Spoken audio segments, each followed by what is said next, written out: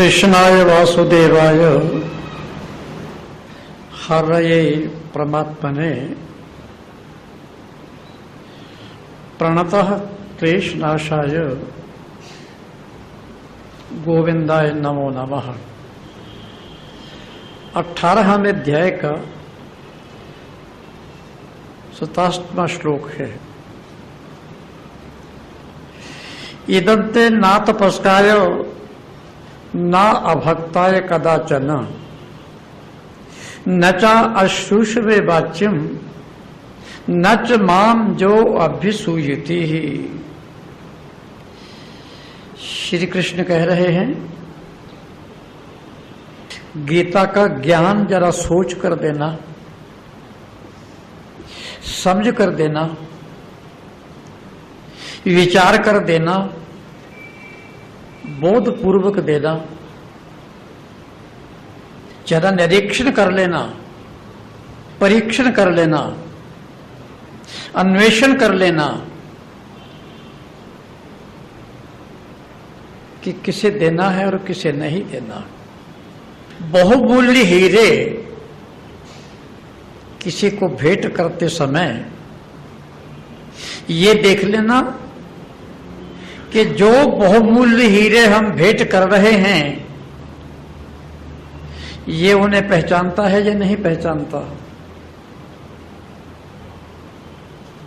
यदि वो नहीं पहचानता तो कंकट पत्थर समझ करके फेंक देगा या उस ओर ध्यान ही नहीं देगा। इदं ते ना तपस्काय और ना अभक्ताय कदाचन न च अश्रूषवे वाच्यम न च जो माम अभ्यसूयति।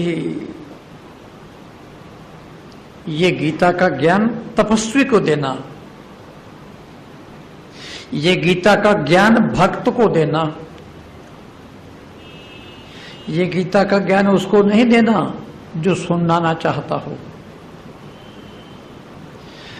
ये गीता का ज्ञान उसको नहीं देना जिसके मन में परमात्मा के प्रति निंदा के भाव हों।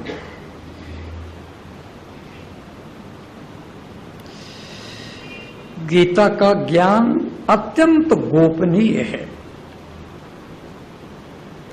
जगह जगह श्री कृष्ण ने कह रहे हैं कि ये ज्ञान गोपनीय है और अत्यंत गोपनीय है।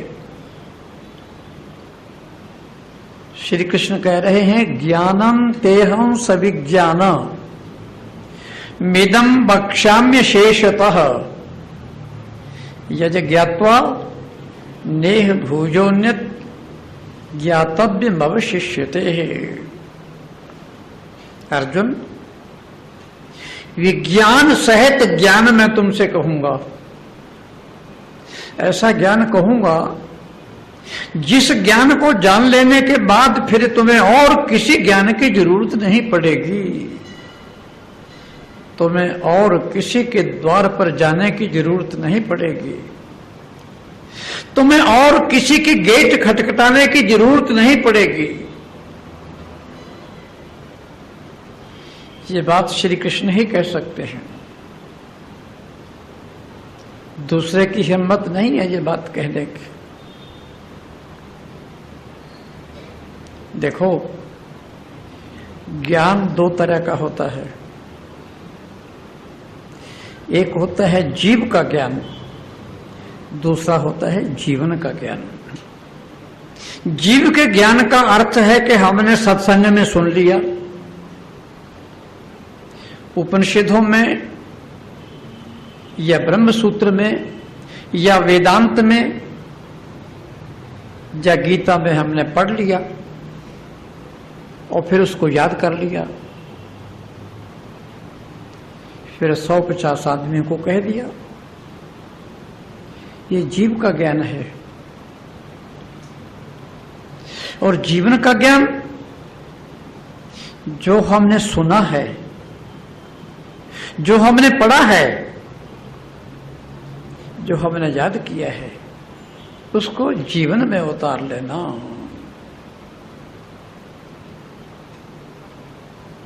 देखो, जीव का ज्ञान सदा धोखा देता है,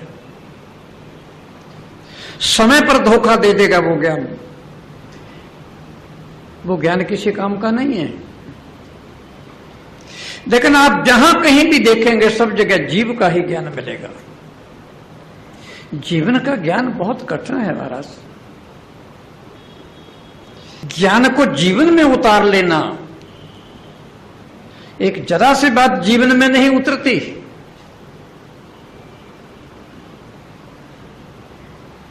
कौन सी ऐसी बात है जो हमने जीवन में उतारी है? उतरती नहीं,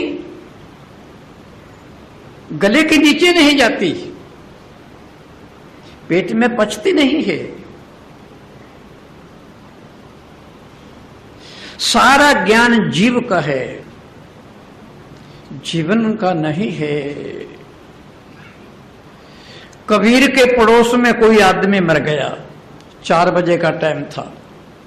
लोग रोने लगे, चीखने लगे, चिल्लाने लगे। कबीर ने कहा मुझे भी जाना चाहिए, मैं पड़ोस में रहता हूं। तो कबीर जी वहां चले गए और चुपचाप बैठ गए। अर्थी पड़ी हुई थी, घर वाले रो रहे थे।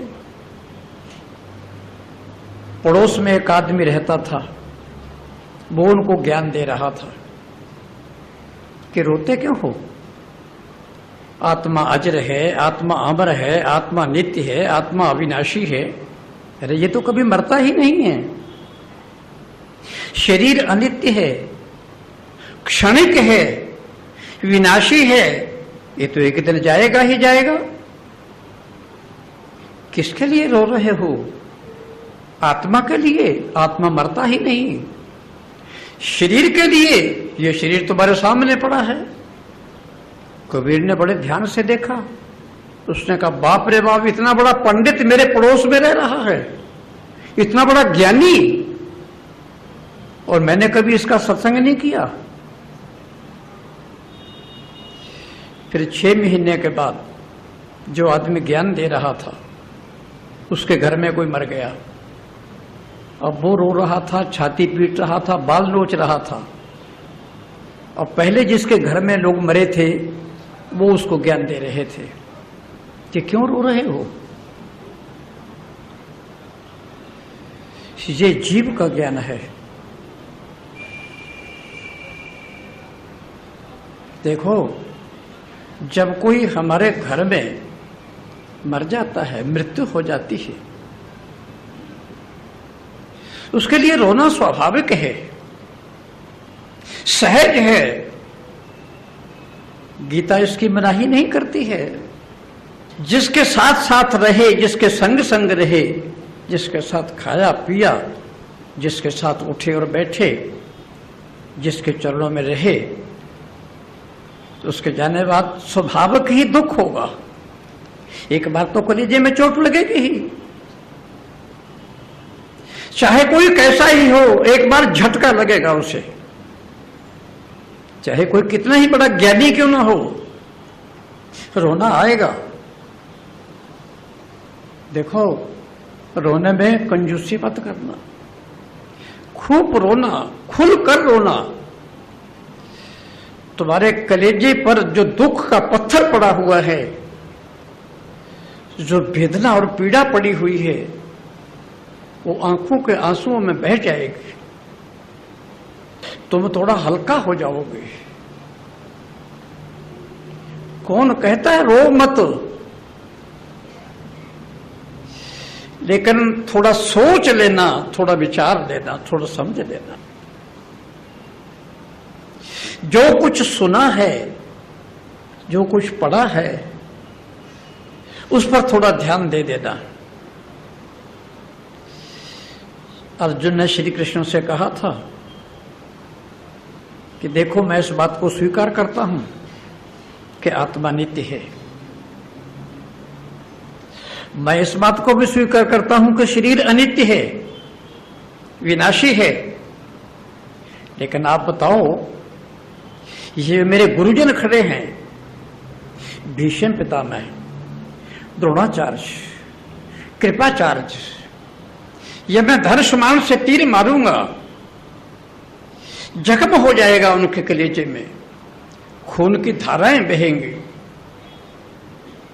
तो क्या उनको दुख नहीं होगा? उससे मेरे को दुख नहीं होगा? बताओ उसका क्या करूं मैं स्वीकार करता हूं आत्मा नित्य है, मैं ये भी स्वीकार करता हूं कि शरीर अनित्य है, पर उसका क्या इलाज है बताओ? श्री कृष्ण कहते हैं तांत दीक्षस्व भारत, वो तो तुम्हें सहन करना ही पड़ेगा। ऐसी कोई घटना जब हमारे जीवन में घट जाती है उसे सहन करना होता है। जापान में एक फकीर हुआ है जिसका नाम था रिंझाई। बड़ा ज्ञानी था, गुणातीत था, योगी था, स्थित प्रज्ञ था। लाखों लोग मानते थे उसे।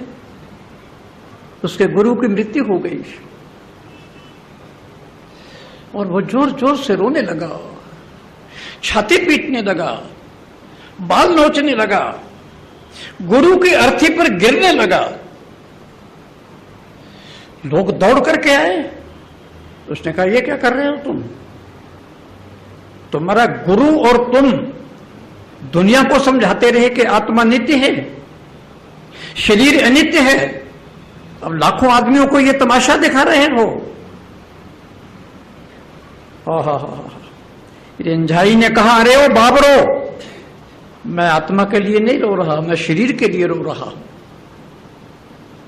मेरे गुरु का शरीर कितना प्यारा था, कितना मीठा था।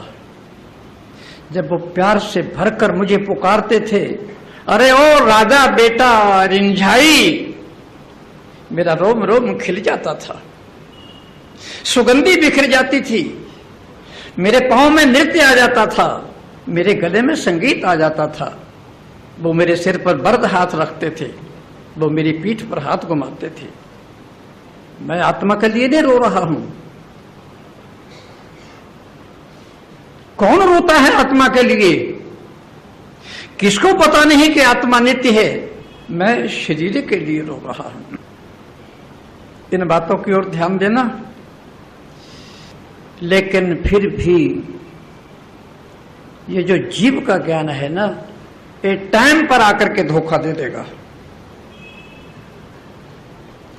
और जो जीवन का ज्ञान है ये तुम्हें कभी भी धोखा नहीं देगा।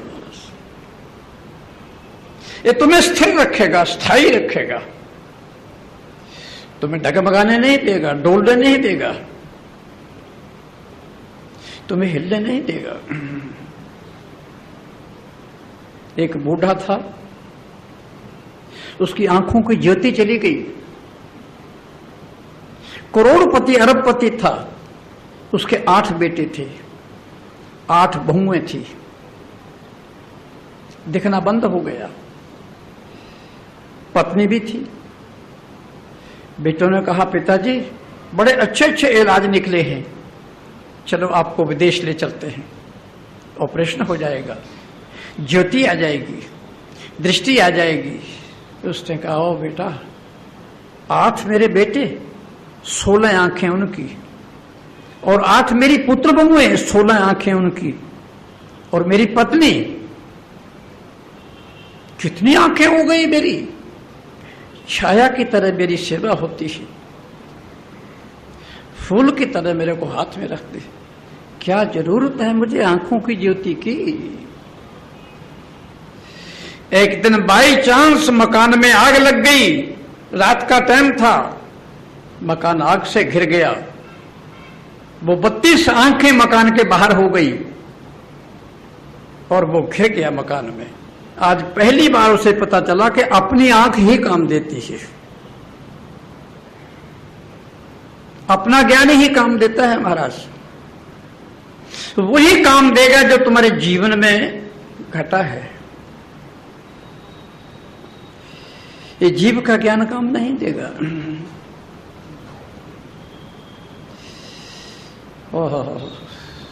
ज्ञानम तेहम सविज्ञान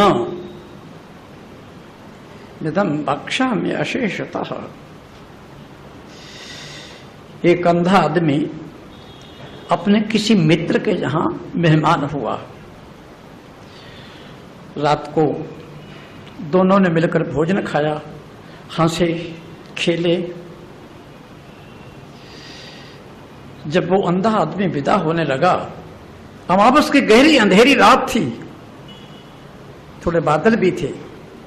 जब वो जाने लगा तो उसके मित्र ने कहा कि ये लालटेन लेते जाओ। उसने कहा मखौल करते हो क्या? तुम्हें मालूम है मुझे दिखाई नहीं देता, फिर ये लालटेन का क्या मतलब है? उसने कहा मित्र मैं जानता हूं इस बात को, अंधेरी रात है, हाथ से हाथ दिखाई नहीं देता। ये लालटेन इसलिए दे रहा हूं कि दूसरा आदमी तुमसे ना टकराए, इस रोशनी से पता चल जाए। वो चुप हो गया, लालटेन हाथ में ले ली, चल पड़ा। 10 कदम पर धड़क से कोई बजा उसमें। उसने कहा मित्र मैं अंधा हूं, तुम तो नहीं, लालटेन मेरे हाथ में है, तुम्हें दिखाई नहीं देती। उसने कहा लालटेन बुझ गई है। अंधे आदमी को क्या पता चलेगा कि लालटेन बुझ गई है जो जल रही है? ये जो जीव का ज्ञान है ये अंधे के हाथ में लालटेन जैसा है। अज्ञानी के हाथ में जो ज्ञान आ जाएगा वो भी अज्ञान हो जाएगा। ज्ञान 2 तरह का है महाराज। तुम ज्ञान की बात को एक किनारे रखो,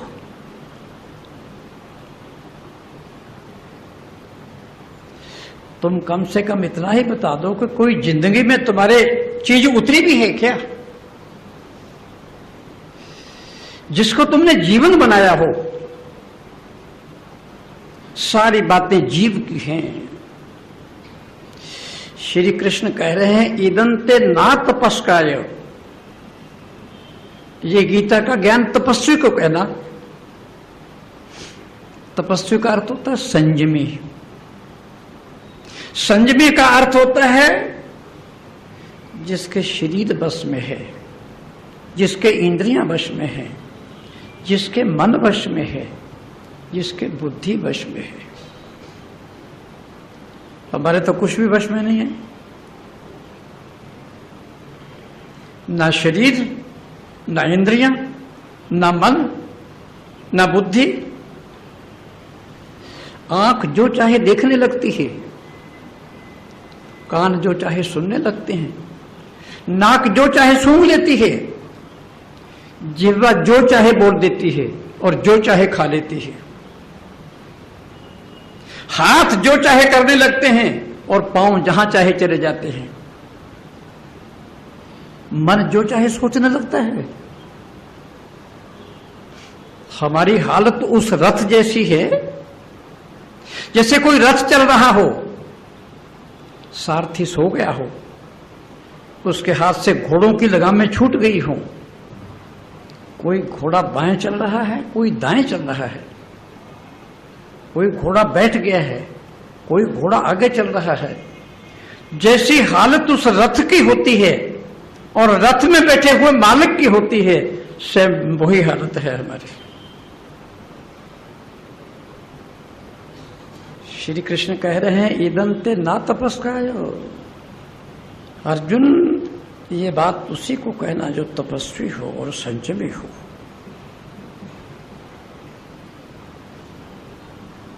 पहले मैंने सोचा कि ये श्लोक कहूं या ना कहूं, फिर मैंने सोचा गीता में है तो कह दूं, अच्छा नहीं लगता कहना।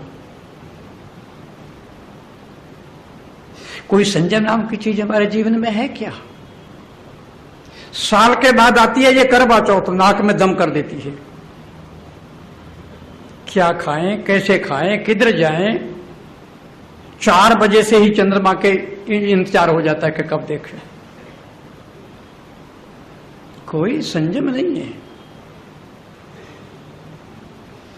ठीक भी है, कितनी बीमारियां हैं, कितने रोग हैं, शरीर कितना पंगु हो गया है। इदंते ना तपस्कायो।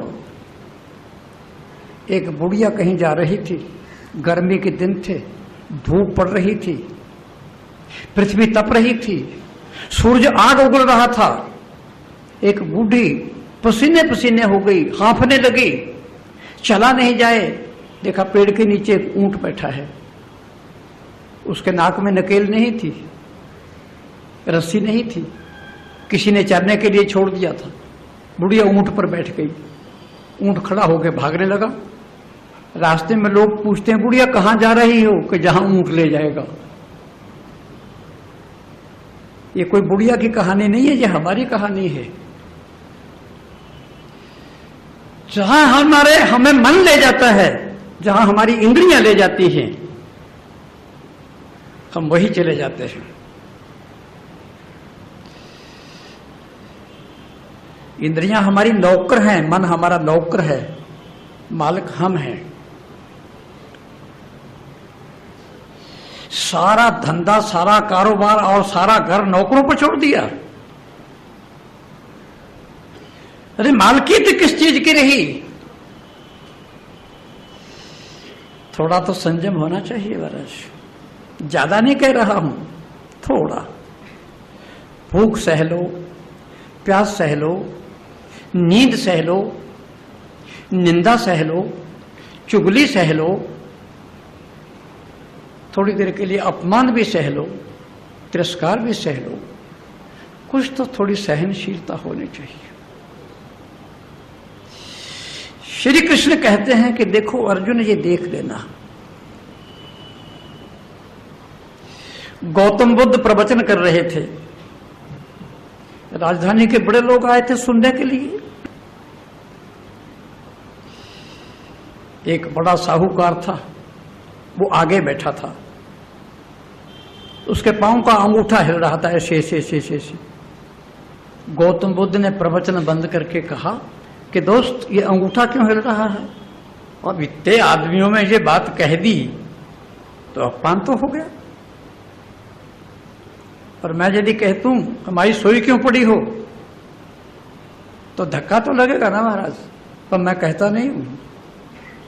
कितने लोगों को सोए हुए देखता हूं, कितने लोगों के हाथ से किताब छूटी देखता हूं, कितने लोगों को अपने विचारों में डूबे हुए देखता हूं। वो केवल बैठ गए हैं यहां आकर के। क्यों बैठ गए हैं, किस लिए बैठ गए, मेरे को पता नहीं। वैसे चश्मा लगा हुआ है, लेकिन वैसे मेरा ध्यान है। उसने अपमान समझा। उसने कहा आप अपना प्रवचन कीजिए, आपको अंगूठे से क्या लेना देना? धक्का लगा ना। बुद्ध ने कहा देख मित्र, बुद्ध को बड़ी बोलने की कला थी महाराज। क्या देख मित्र, तैने कितने प्रश्न पूछे मेरे से, मैंने सबका जवाब दिया, तू मेरे एक प्रश्न का जवाब नहीं देता। उसने कहा महाराज यदि सच पूछो तो मेरे को पता ही नहीं कि अंगूठा हिल रहा है। तुम्हारा शरीर, तुम्हारा अंगूठा हिल रहा है और तुमको ही पता नहीं। तो बुद्ध ने कहा फिर एक बार और बता, मेरे कहने से ये हिलना बंद क्यों हो गया? जैसे ही मैं कहा हिलना बंद हो गया, जैसे ही कहा सोए पड़े हो वो ऐसे हो गया। इसका मतलब पहले तुम असावधान थे, पहले तुम बेहोश थे, पहले तुम जागृत नहीं थे, पहले तुम किसी और जगह थे। जैसे ही मैंने सावधान किया तुम चुस्त हो गए। ये दंते ना तपस्काय। अर्जुन तपस्वी को कहना इतनी सी बात भी नहीं है। 95-96 साल की मेरी उम्र हो गई, चला मेरे से जाता नहीं। पुष्पा कहती है करना ही है, प्रवचन करना ही है, करना ही है। फिर मैं यहां आ जाऊं और तुम कुर्सियों पर सो जाओ, तुम्हारे हाथ से किताब गिर जाए, मेरे को क्यों तकलीफ दे रहे हो? सोना तो घर में जाके सो ना, या फिर यहां तकिया लेके आओ। कि महाराज क्या करें, यही नींद आती है। गोली खाने पर भी नहीं आती, पर यहां आती है। आपको मालूम है क्यों आती है? यहां रेशमी गद्दे बिछे हुए हैं। ये जो सत्संग है ना, ये बड़ा प्यारा होता है, बड़ा मीठा होता है। एक बार आदमी अपने दुख और क्लेशों को भूल जाता है, उसका तनाव चला जाता है, इसलिए नींद आती है। लेकिन थोड़ा सावधान रहो बाबा, इदंते न तपस्कायो।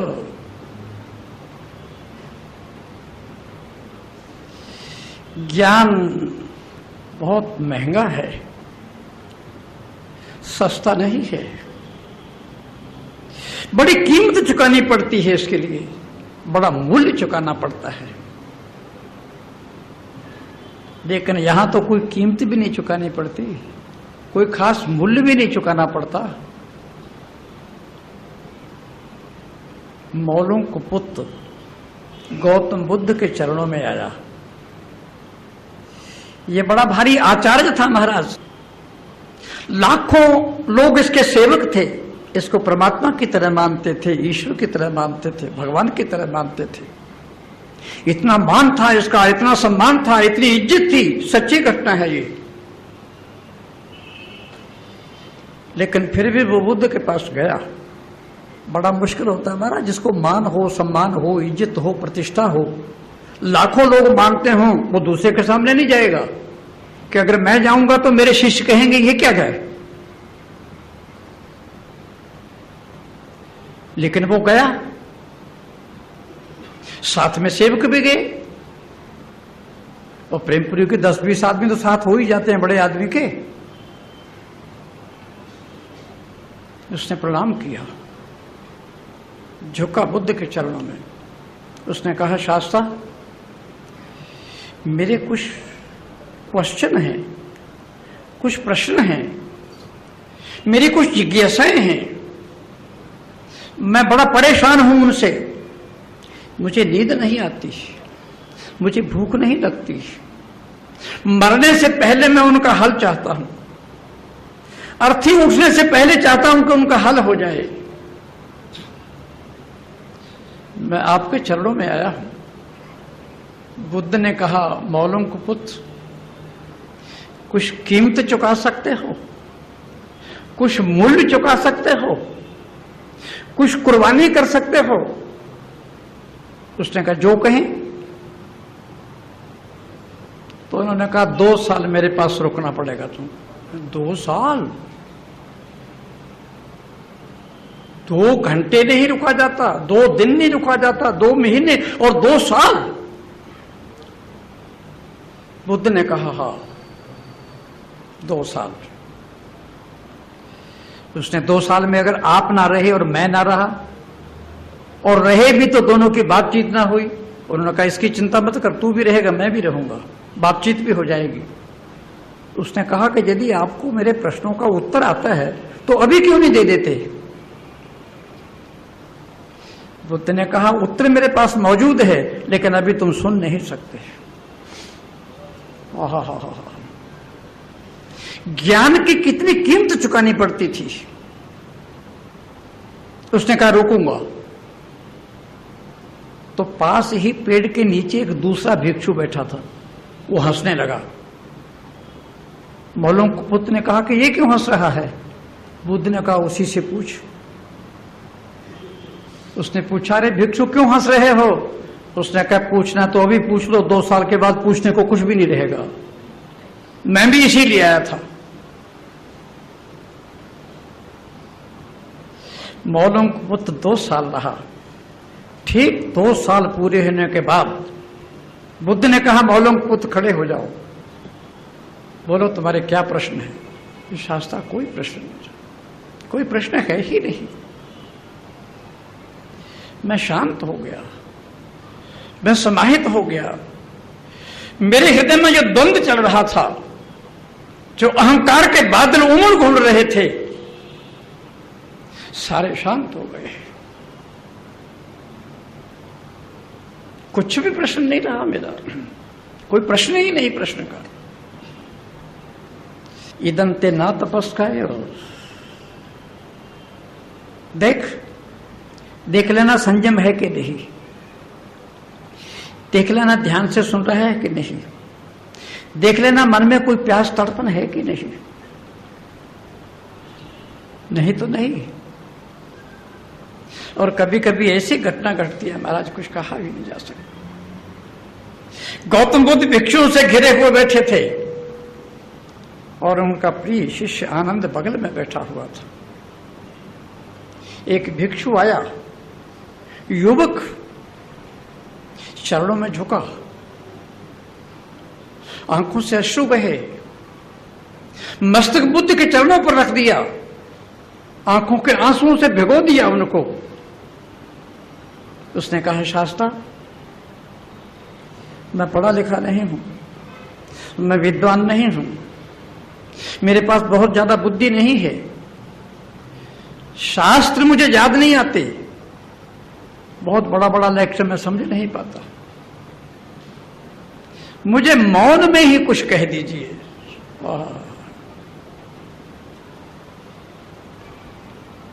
उस युवक ने आंखें बंद कर ली, बुद्ध ने आंखें बंद कर ली। सारे भिक्षु आश्चर्यचकित देख रहे हैं। बुद्ध के चेहरे से कोई ओज, कोई तेज, कोई शांति, कोई किरणें निकल करके उसके चेहरे में प्रवेश कर रही है। आनंद ने अपनी आंखों से देखा, उसका चेहरा बदलता जा रहा है, बदलता जा रहा है, बदलता जा रहा है।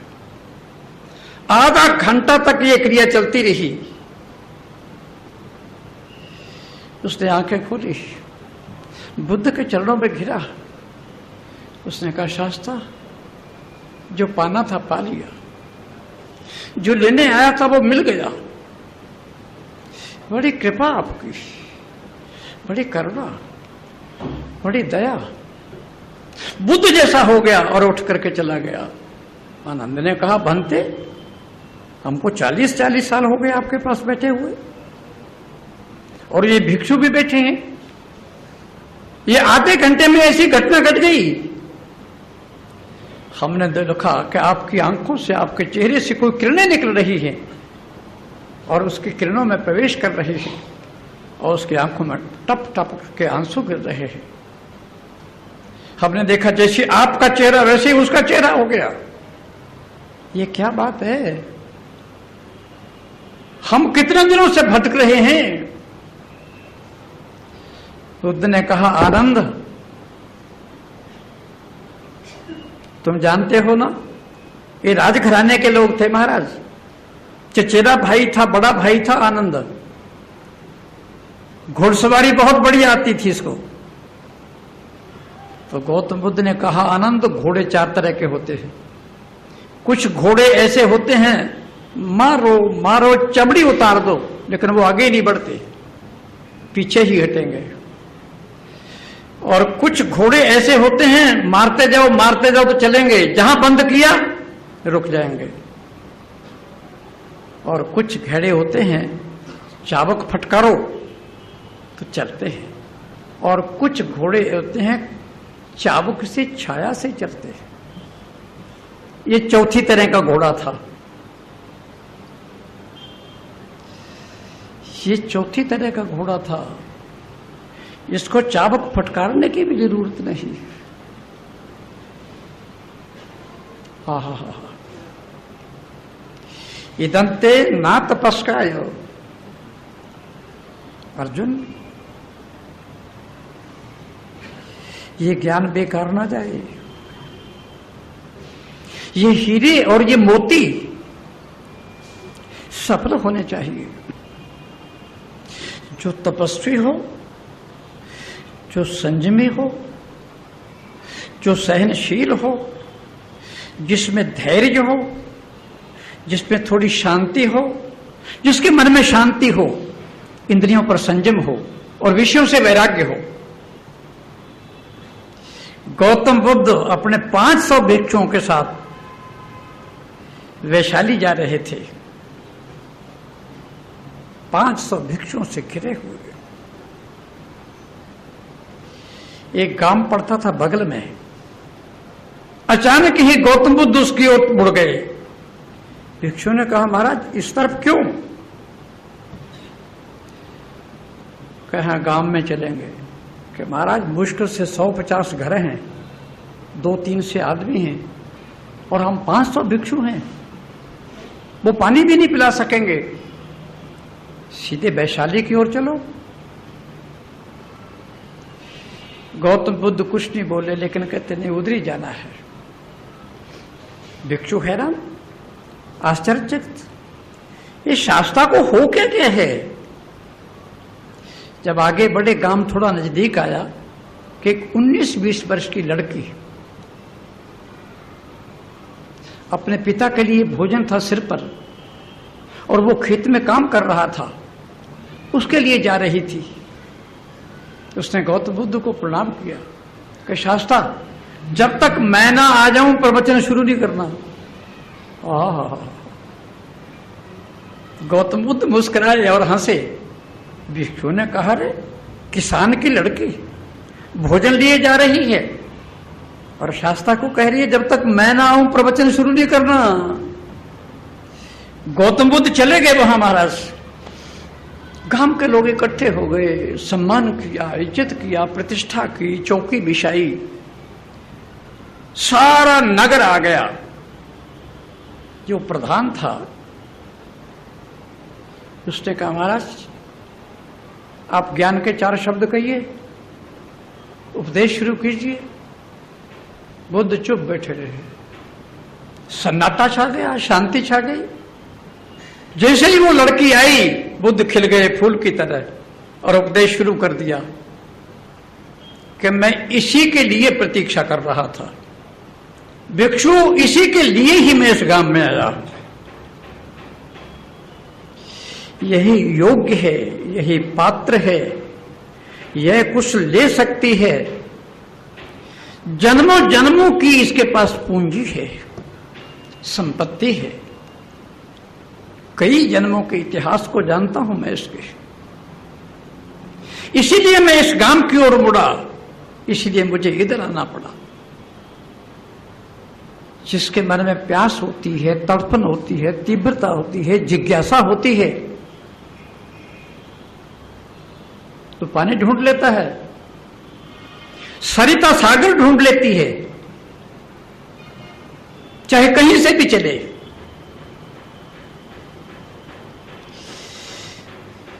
प्यास पैदा करो, तड़पन। सूत्र तो महाराज बहुत हैं। अभी तो आज इसी पर बोला हूं, केवल इदंते ना तपस्काय। अब आगे है ना अभक्ताय कदाचन, भक्त को नहीं कहना, अभक्त को नहीं, जो सुनना नहीं चाहता उसको नहीं कहना, जिसके हृदय में निंदा के भाव है उसको भी नहीं कहना। ये कल कहूंगा, आज इतना ही।